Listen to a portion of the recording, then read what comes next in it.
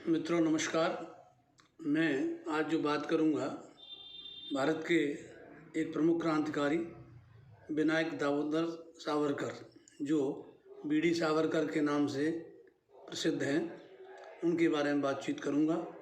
क्योंकि वे एक ऐसे क्रांतिकारी हैं जिनका क्रांतिकारी के रूप में जीवन बहुत कम समय रहा, मुश्किल से 6-7 वर्ष रहा, लेकिन उनका जो इम्पैक्ट था उन 6-7 वर्षों का, वह इम्पैक्ट तत्कालीन भारतीय राजनीति में महत्वपूर्ण रहा है।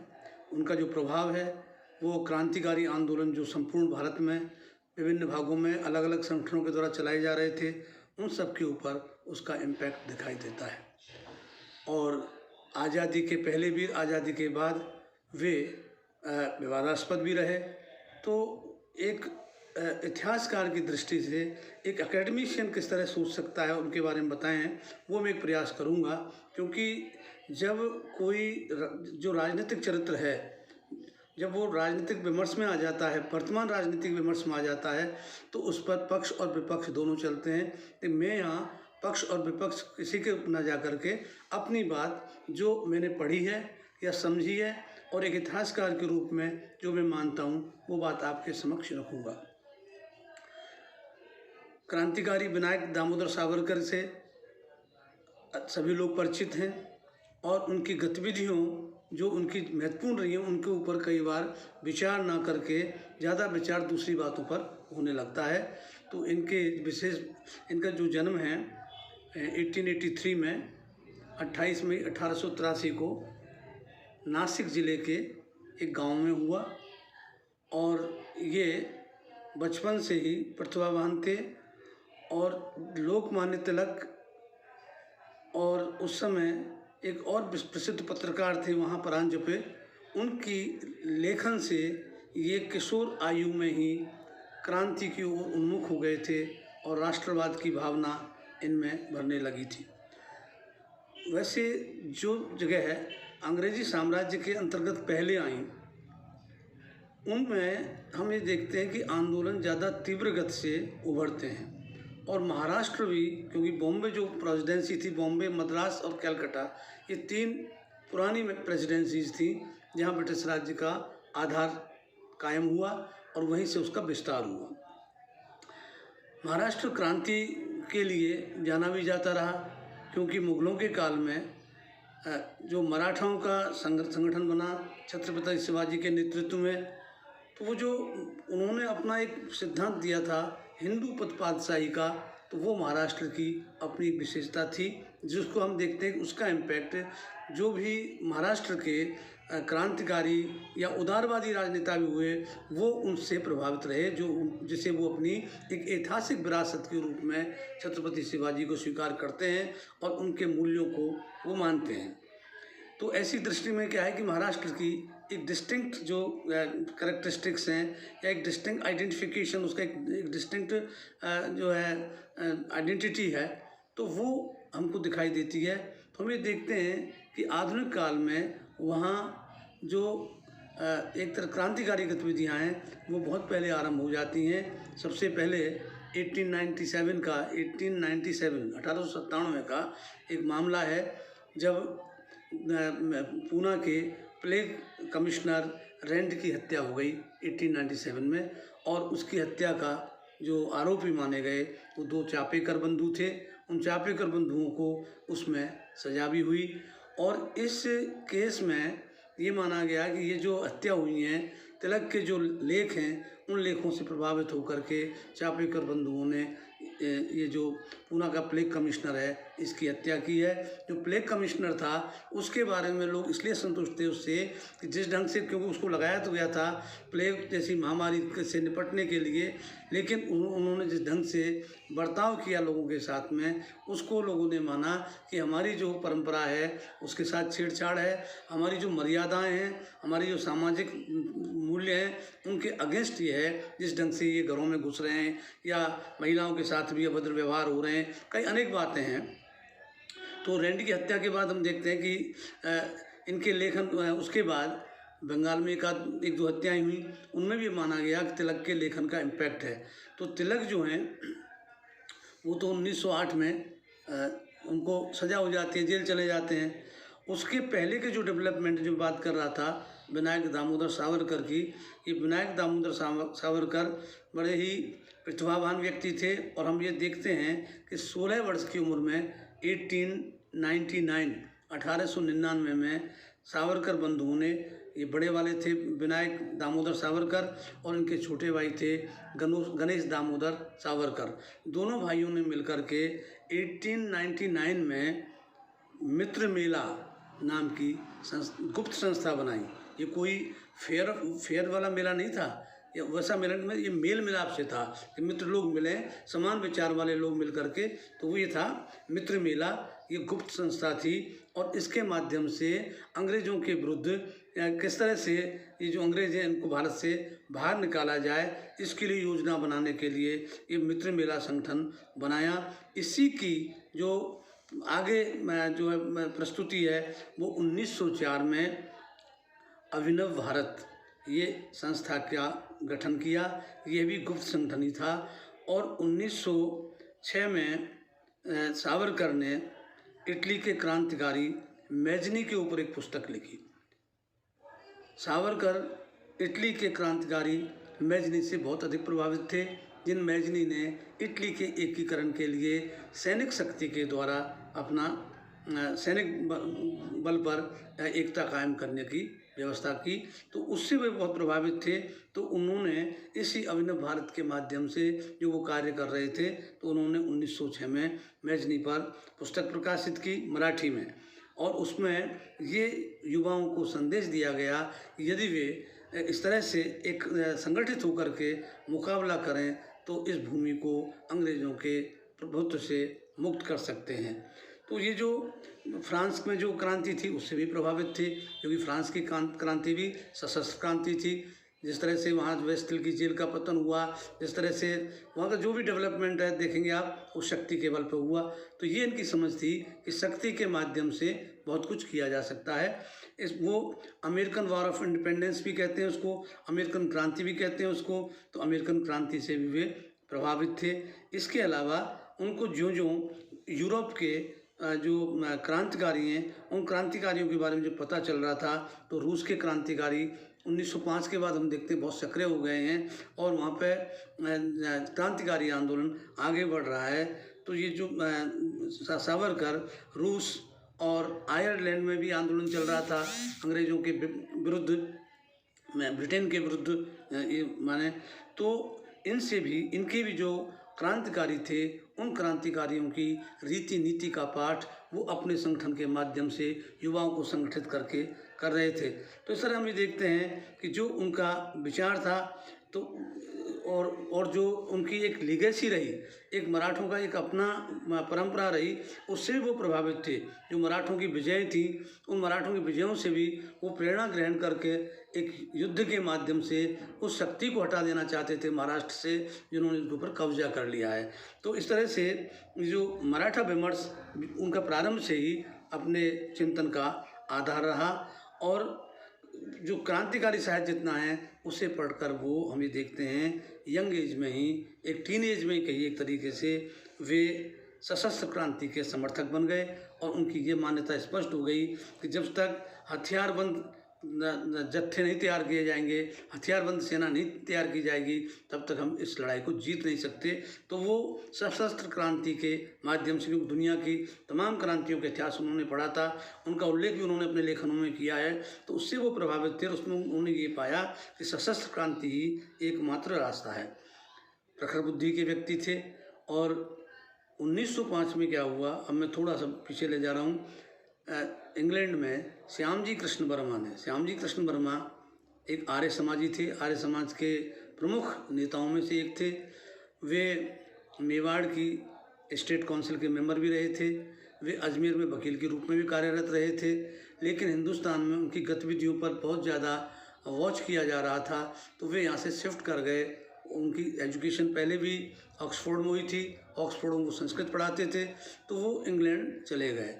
और इंग्लैंड में उन्होंने 1905 में इंडिया हाउस की स्थापना की, जिसके माध्यम से वे हिंदुस्तान के विद्यार्थियों को वहाँ सुविधाएं प्रदान कर सकें और साथ ही साथ उन्हें भारत की आज़ादी के लिए इंग्लैंड में संगठित कर सकें, तो उन्होंने एक होम रूल एसोसिएशन भी वहाँ पे बना ली। होम रूल लीग तो बाद में बनी, तो बाद की वो है होम रूल एसोसिएशन बनाई, जिसके इंडियन होम रूल, तो उसके लिए वो अपना अभियान चला रहे थे। वहीं से उन्होंने इंडियन सोशियोलॉजिस्ट करके एक जर्नल भी निकालना शुरू किया था, और उन्होंने कुछ यहाँ के रॉयल्स से मिल करके, जिसमें एक दो मुस्लिम भी थे, एक दो हिंदू भी थे, उन रॉयल्स को शासकों से पैसा लेकर के और 2 छात्रवृत्तियाँ भी आरंभ की। और उन छात्रवृत्तियों में हम देखते हैं, एक तो हरदयाल गए जो बाद में प्रसिद्ध क्रांतिकारी हुए, जो गदर आंदोलन के साथ जुड़े, और एक विनायक दामोदर सावरकर, इनको छात्रवृत्ति मिली। तो ये छात्रवृत्ति पर इंग्लैंड गए, और वहाँ जाकर के जब ये इंडिया हाउस में रहे, वहीं रहने लगे, तो वहाँ इन्होंने अपनी क्रांतिकारी गतिविधियों को अंजाम देना शुरू किया। जो इनके मूल विचार थे उन्हीं को लेकर के वो आगे बढ़ा रहे थे। इसी समय घटनाक्रम किस तरह से एक परिवर्तन लाता है कि इंग्लैंड में ये पहुंच भी गए, वहाँ युवाओं को संगठित करना शुरू कर दिया, और इनकी जो ऑरेटरी थी, जो इनके बिल्कुल जो उग्र जो इनके विचार थे, इस तरह से उनके जो भाषण थे, उग्र भाषण, उन भाषणों से प्रभावित होकर के इंग्लैंड में रह रहे हिंदुस्तानी युवा छात्र जो हैं इनसे आकर्षित होने लगे, और संगठन काफ़ी प्रभावी इनका बनने लगा। इसी बीच एक डेवलपमेंट होता है कि 1907 में श्यामजी कृष्ण वर्मा, उनको वहाँ भी जो है सर्विलेंस में रखा गया, उनके ऊपर जो है विजिलेंस रखी गई, हर समय उनकी गतिविधियों को वॉच किया जा रहा था। तो ही शिफ्टेड टू पेरिस, वो फ्रांस चले गए। ये मानते थे फ्रांस में प्रजातांत्रिक आंदोलन को समर्थन दिया जा रहा है, और वो एक अलग कहानी है कि 1907 में एंग्लो फ्रेंच ट्रीटी हो जाती है, और उसके बाद इंग्लैंड फ्रांस प्रतिद्वंदी ना होकर के दोस्त हो जाते हैं, तो वहाँ एक नई परिस्थिति पैदा होती है। लेकिन बाय दिस टाइम ये था कि इंग्लैंड और फ्रांस दोनों उपनिवेशवाद के प्रतिद्वंदी थे, सारी दुनिया में उपनिवेशवाद की होड़ में एक दूसरे के विपरीत खड़े थे, तो इसलिए वो फ्रांस चले गए। फ्रांस चले जाने के बाद जो इंडिया हाउस है, उस इंडिया हाउस का पूरा जो अधिकार है वो सावरकर पर आ गया, और सावरकर ने उस इंडिया हाउस को बिल्कुल क्रांतिकारियों का एक प्रशिक्षण केंद्र बना दिया। वहाँ वीकली मीटिंग्स होती थी, तो जो वीकली मीटिंग्स होती थी उनमें वो अपने जो है भाषण देते थे, साथ ही साथ उनमें बम बनाना, बम चलाना, हथियार चलाना, इसके प्रशिक्षण भी दिए जाने लगे। तो इस तरह से वो एक अच्छा क्रांति का गर्म स्थान बन गया, एक हॉट स्पॉट बन गया। तो उस हॉट स्पॉट से ये अपना काम करने लगे, और जो इनकी मीटिंग्स होती थी उनमें ये हत्या की नीति को व्याख्या करते थे कि जो हत्या की नीति है ये निजी स्वार्थ के लिए नहीं है, ये हथियारों के द्वारा क्रांति की है, कोई निजी स्वार्थ के लिए नहीं है। तो इसकी क्या सिद्धांत है, उसके सिद्धांत की ये व्याख्या करने लगे।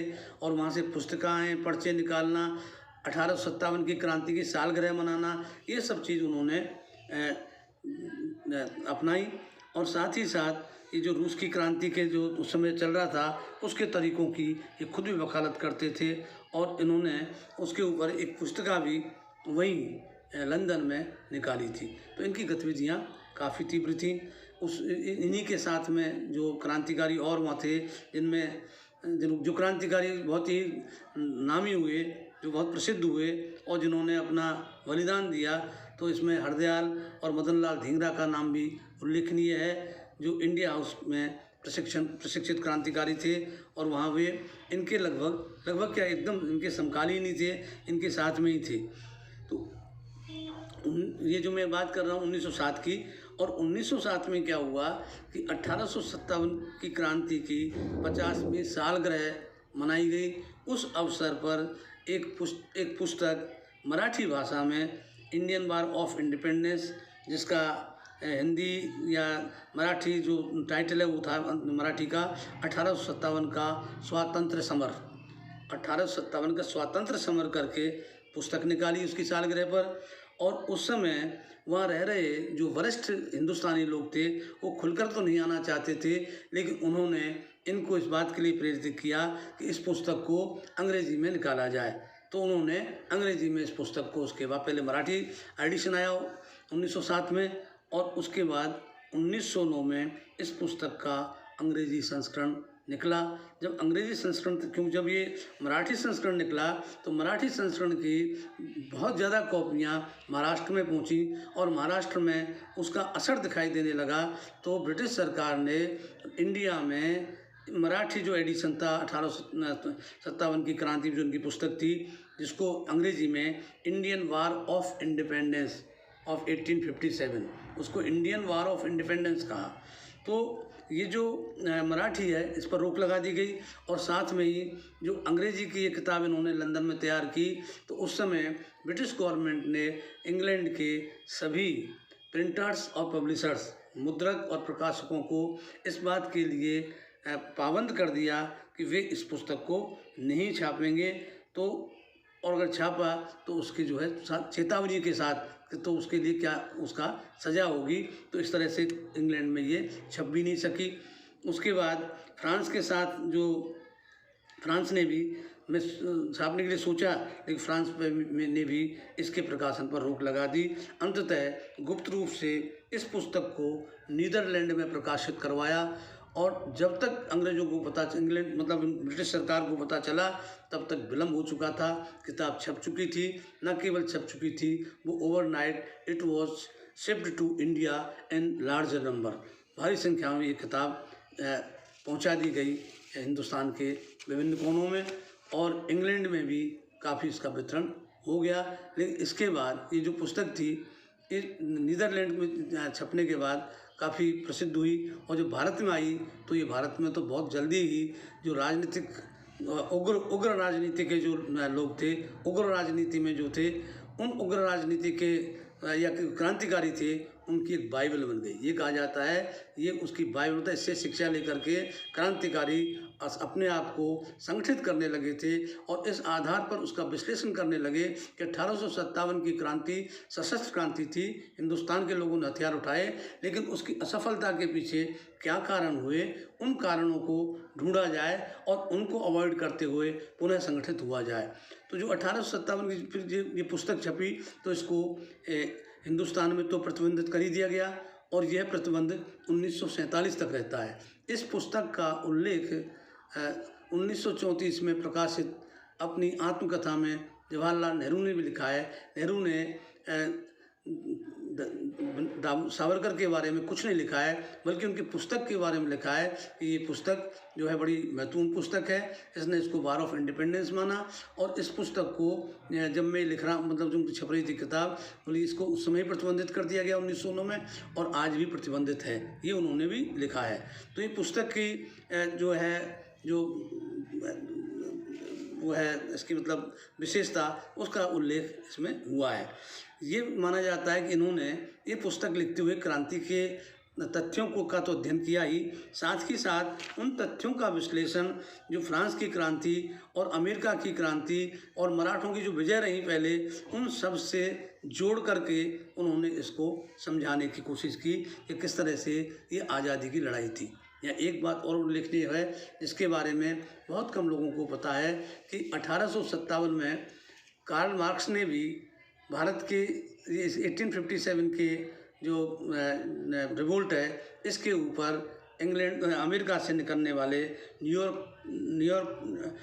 न्यूयॉर्क ट्रिब्यून में आलेख छापा था, जिस आलेख पर का नाम लिखा था first Indian war of independence, और इसी नाम से 1858 में बाद में एक पुस्तक भी छपी। 1858 में, मैं जब की बात कर रहा हूँ, जब सावरकर पैदा नहीं हुए थे, उसके पहले कार्ल मार्क्स ने इससे आज़ादी की लड़ाई को पहली बार first Indian war of independence कहा है। प्रथम स्वतंत्रता जो संघर्ष का है वो कार्ल मार्क्स ने कहा है। तो इस कार्ल मार्क्स की जो राइटिंग्स हैं, उसका इम्पैक्ट भी जो किताब सावरकर ने लिखी उस पर दिखाई देता है। आप जब उसका अध्ययन करेंगे तो आपको पता चले। तो ये एक बहुत बड़ी उपलब्धि थी सावरकर की। इस पुस्तक को लिख करके उन्होंने 1857 की क्रांति को आज़ादी की लड़ाई का युद्ध कहा। और इसमें एक इंटरेस्टिंग बात यह है कि कई विचारक इसको मानने लग गए थे, yes it was Indian war of independence.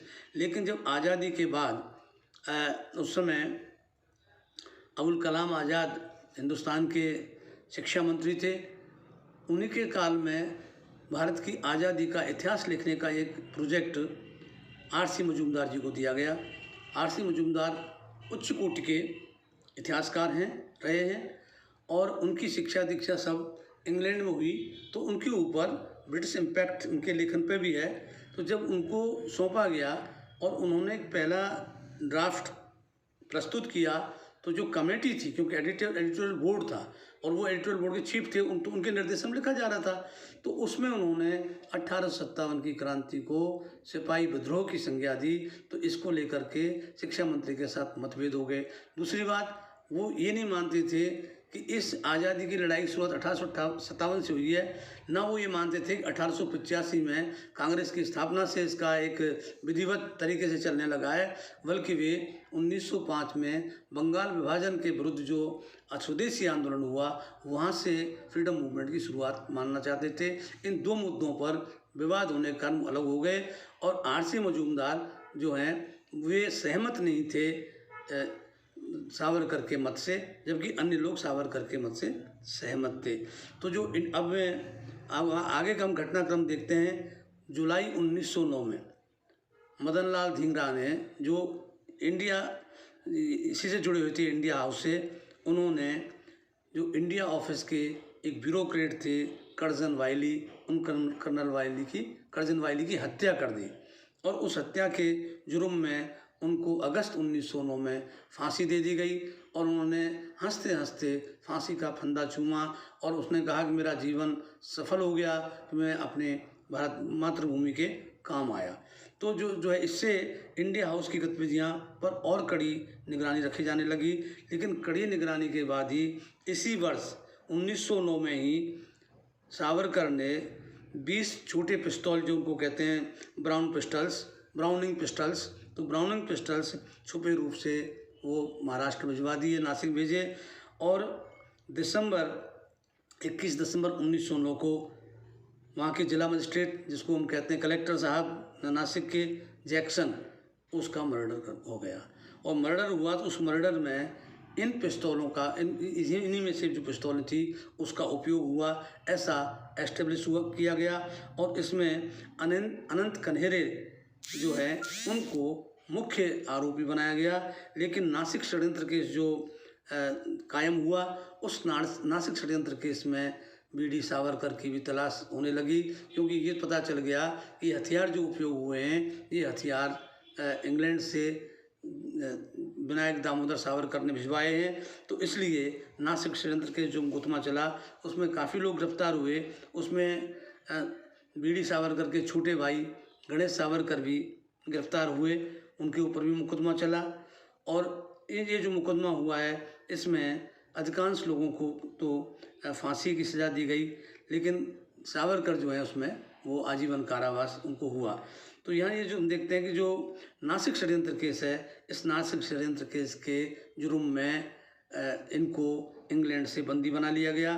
तो इनको मार्च 1910 में इन्हें बंदी बनाया गया और उसके बाद जुलाई 1910 में इन्हें भेजा जहाँ इंग्लैंड भारत के लिए रवाना किया। जब भारत के लिए वो रवाना हुए तो वो मोरिया नामक जहाज़ में, जहाज़ का नाम था मोरिया, उसमें कड़ी पुलिस निगरानी में, पुलिस पहरे के में इनको भेजा गया। और जब वो जहाज़ फ्रांस के मर्सलीज बंदरगाह के पास आया तो विनायक दामोदर सावरकर समुद्र में कूद गए और समुद्र में कूद के कर तैरते हुए किनारे पर पहुंच गए। किनारे पर पहुंच के जब वो बंदरगाह के गेट से निकलने लगे तो वहाँ फ्रांस की पुलिस ने उन्हें बंदी बना लिया। बंदी बनाने के बाद उन्हें मजिस्ट्रेट के समक्ष प्रस्तुत किया गया। तो उनको ना तो राजनीतिक शरण दी गई फ्रांस के द्वारा, राजनीतिक कोई उनको समर्थन कोई नहीं मिला, किसी तरह की सुरक्षा। उल्टे उन्होंने वापस सावरकर को इंग्लैंड की पुलिस को सौंप दिया और वे जो हैं वहाँ से जो इंडिया पहुँचे।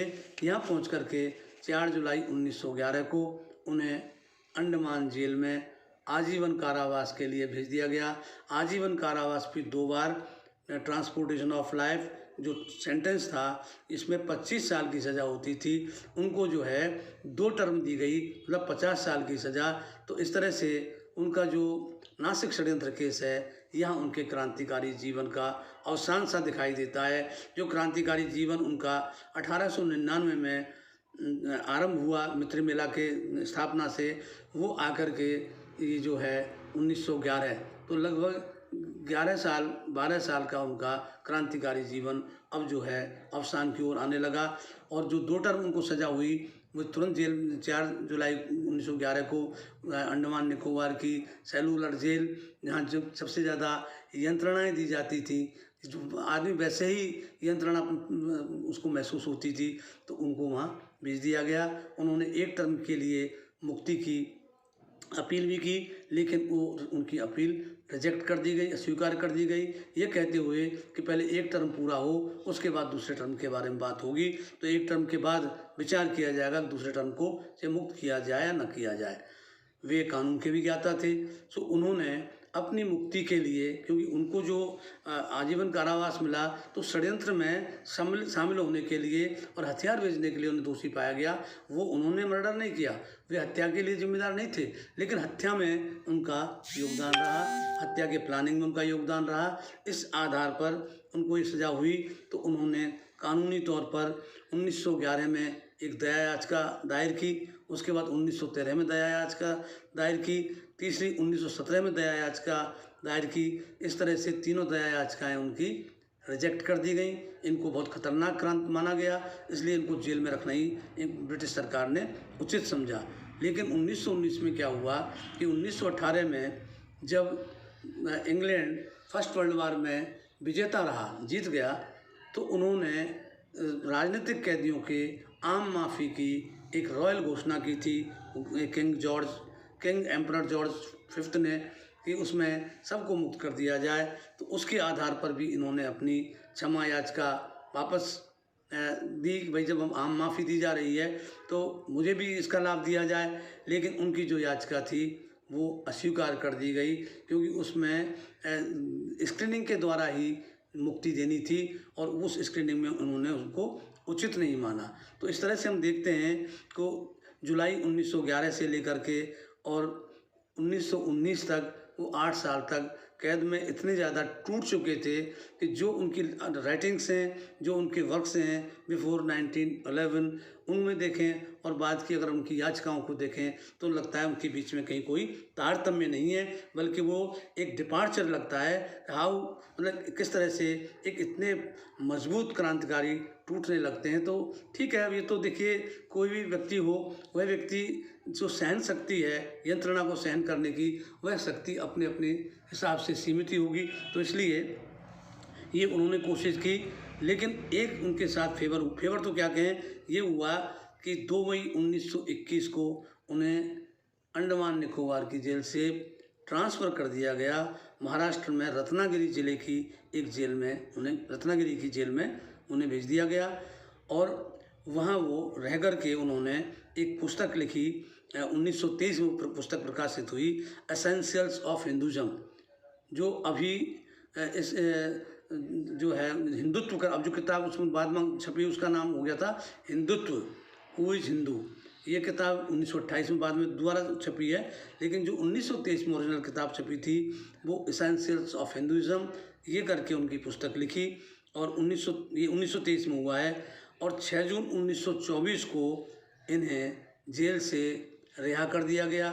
इनके जीवन यापन के लिए पेंशन दे दी गई, क्योंकि जब आप उसको मैं जो आगे बात कहना चाह रहा हूँ, जो उन्हें वहाँ रखा गया, वो जो मुक्ति दी गई 6 जून 1924 को, वो इस शर्त पर दी गई कि वे रत्नागिरी के बाहर नहीं जाएंगे और किसी भी तरह की राजनीतिक गतिविधियों में भाग नहीं लेंगे। ये जो अंडरटेकिंग थी उनकी, इसको मानते हुए ये माना कि जब आदमी बाहर नहीं जाएगा तो उसकी रोजी रोटी कहाँ से होगी, तो उसके जीवन यापन के लिए कोई नई बात नहीं है। इसके बहुत पहले हमारे राजस्थान में ही हम देखते हैं कि मोतीलाल तेजावत को भी 35 रुपये महीने की पेंशन दी गई थी जब उनको बंदी बना लिया गया था आदिवासी विद्रोह के मामले में। तो ये प्रश्न कई बार उठाते हैं कि लोग कि भाई क्यों पेंशन, तो पेंशन तो ठीक है उनके गुजारे के लिए और रहने के लिए एक आवास भी उनको उपलब्ध कराया गया। तो वे वहाँ तक ही वो उनकी गतिविधियां सीमित रहीं। तो अब जो उनका परिवर्तन है 1923 में जो इनकी बुक आई है एसेंशियल्स ऑफ हिंदुत्व, इस पर एक अलग सी बात हो सकती है, उनके हिंदुत्व पर भी अलग से बात हो सकती है। तो वो मैं अपने नेक्स्ट कोई बनाऊंगा वीडियो, बनेगा दूसरा वीडियो, उसमें मैं इनकी विचारधारा और बात की गतिविधियों पर अलग से विस्तार से बात करूँगा। अभी जो मैं मुख्य बिंदु हैं वो आपके समक्ष रखना चाहूँगा। तो ये जो हैं 6 जून 1924 से फिर लगातार रत्नागिरी में ही कन्फाइंड रहे, जेल में नहीं थे। वो अपने घर पर उनके यहाँ लोग आ सकते थे, उनसे मिल सकते थे। और वे भी रत्नागिरी में अगर कोई आदमी शहर में आता है तो जो बड़ी हस्तियाँ, जैसे वो इस दौरान अंबेडकर से भी मिले, इस दौरान वो गांधी जी से भी मिले। तो इस तरह से जब ये इनके मतलब इनके ऊपर पब्लिक के जैसा मिलने में कोई दिक्कत नहीं थी, लेकिन पॉलिटिकल एक्टिविटी में इन्वॉल्व नहीं होना और रत्नागिरी के बाहर नहीं जाना। तो ये 1937 तक इस मतलब एक तरह से हाउस अरेस्ट कहें या सिटी अरेस्ट की स्थिति में रहे। और 1937 में जब 1935 के एक्ट के अंतर्गत प्रांतीय सरकारें बनी, तो बम्बई प्रांत की जो कांग्रेस सरकार थी, उस बम्बई प्रांत की कांग्रेस सरकार ने सावरकर के ऊपर जो प्रतिबंध था इसको समाप्त कर दिया। और 1937 के बाद उनको कहीं भी विचरण के लिए, घूमने के लिए और किसी भी गतिविधि में शामिल होने के लिए एक तरह से स्वतंत्र कर दिया। लेकिन वो 1937 में हिंदू महासभा के अध्यक्ष बने। बाहर मतलब उनको जो ही ओपनिंग मिली तो वो हिंदू महासभा के अध्यक्ष बन गए। हिंदू महासभा की स्थिति यह है कि हिंदू महासभा की जो प्रणेता थे ये और जो एक लिबरल जो लीडर माने जाते थे लाला लाजपत राय और मदन मोहन मालवीय। तो लाला लाजपत राय की 1928 में मृत्यु हो गई और मदन मोहन मालवीय जी ने मुक्ति ले ली। तो जो मूल रूप से हिंदुओं के उत्थान के लिए, हिंदुओं की जो यूनिटी के लिए, उनमें जो विभिन्न फिरका परस्ती थी, मतांतर थे, उसको मिटाने के लिए और हिंदुओं के उत्थान के लिए संगठन था। वो वैसे तो 1915 में राजनीतिक दल के रूप में भी एनलिस्ट हो गया था, किंतु उसका काम हिंदुओं का कल्याण करने की बात थी। लेकिन यहाँ से हम देखते हैं 1937 में जब सावरकर आते हैं तो एक नया फ्लेवर, क्योंकि जो उनका थ्योरी ऑफ हिंदुत्व है और उनका जो हिंदुत्व की थ्योरी है, राष्ट्रवाद की थ्योरी है, बहुत इंटरेस्टिंग है। पहली बात तो ये है कि सावरकर जी अपने जीवन में निरीश्वरवादी थे। उन्होंने खुलेआम ये घोषणा की कि मैं एथिस्ट हूँ, मैं अनीश्वरवादी हूँ, मैं ईश्वर की सत्ता को नहीं मानता। तो वो ईश्वर की सत्ता को नहीं मानते थे, क्रांतिकारी थे।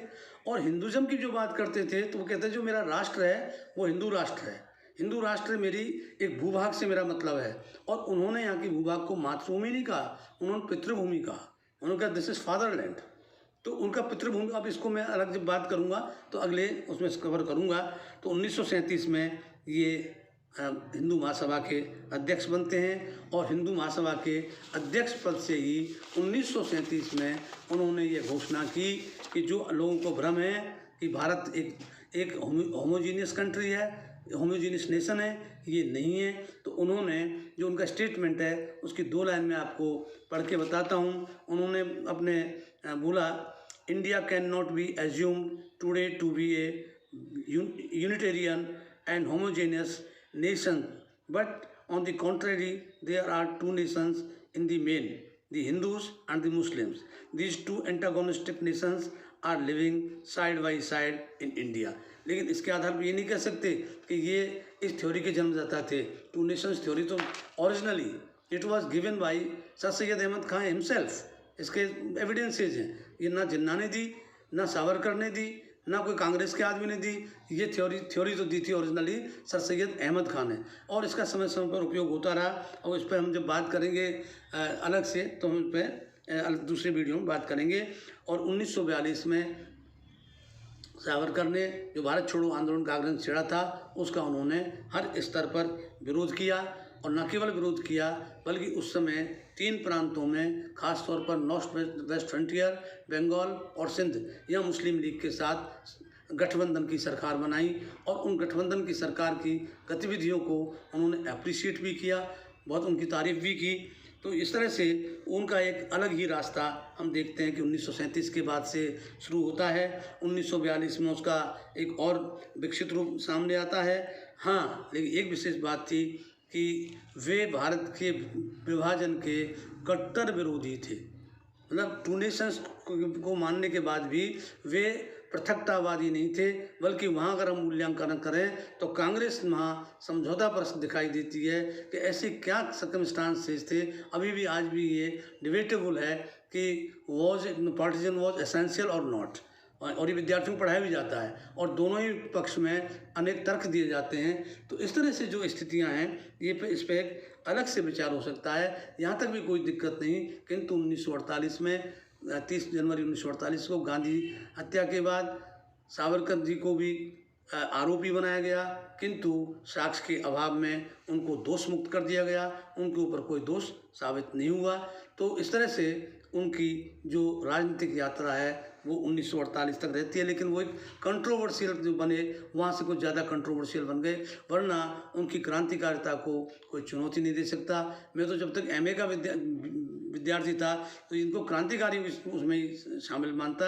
और अंतिम जो उनका डेवलपमेंट है इस पर अब हम अलग से एक बात करेंगे, नेक्स्ट वीडियो आप देखेंगे उसमें हम बातचीत करेंगे। और वे जो हैं हिंदू महासभा की राजनीति भी करते रहे, फिर वो आरएसएस के साथ भी उनके संबंध ठीक थे, लेकिन उस आरएसएस में कभी रहे नहीं। और अनेक कुछ चीज़ ऐसी थी, राष्ट्रवाद के बारे में भी उनके मतभेद थे, क्योंकि वो धर्म को कहते थे कि this is one of the aspect of nationalism, but this is not important aspect. वो इम्पोर्टेंट एस्पेक्ट इज़ दी, पहले तो होनी चाहिए टेरिटरीज, और टेरिटरी के बाद आती है आके रेशियल जो डिस्टिंक्शन है इसकी, जो इसकी नस्लीय है। और उन्होंने आर्य और अनार्य नॉन आर्यन की थ्योरी को ख़त्म कर दिया। उसने कहा है कि जो इस सब सिंधु की भूमि में पैदा हुए हैं वे सब हिंदू हैं, रेस्पेक्टिव ऑफ कलर, कोई भी चीज़ है उनका, ये सब हिंदू हैं और सब आर्यंस हैं। उन्होंने नॉन आर्यंस की एग्जिस्टेंस नहीं मानी, और आर्यंस नहीं, उन्होंने ये कहा बाद में, और उनकी व्याख्या है कि वैदिक जो काल है वो स्वर्ण युग है। वो अब उनके अपने एक अलग उसका अलग विमर्श हम अगले उसमें करेंगे। तो वे उन्होंने जब वो उम्र भी हो गई, उनकी पत्नी की 1964 में मृत्यु हो गई, तो उसके बाद उनकी पत्नी का नाम था यमुना देवी की जब मृत्यु हुई उसके बाद वो टूट गए। तो उन्होंने 1 फरवरी 1966 को खान पानी छोड़ दिया। उन्होंने अपने आप को ख़त्म करने का, आत्म उत्सर्ग करने का तय कर लिया, और 26 फरवरी 1966 को उनकी मृत्यु हो गई। तो ये एक वृतांत जो मैंने रखा है सावरकर जी के बारे में कि किस तरह से क्रांतिकारी से, और एक यहाँ तक उनका अंतरा। धन्यवाद।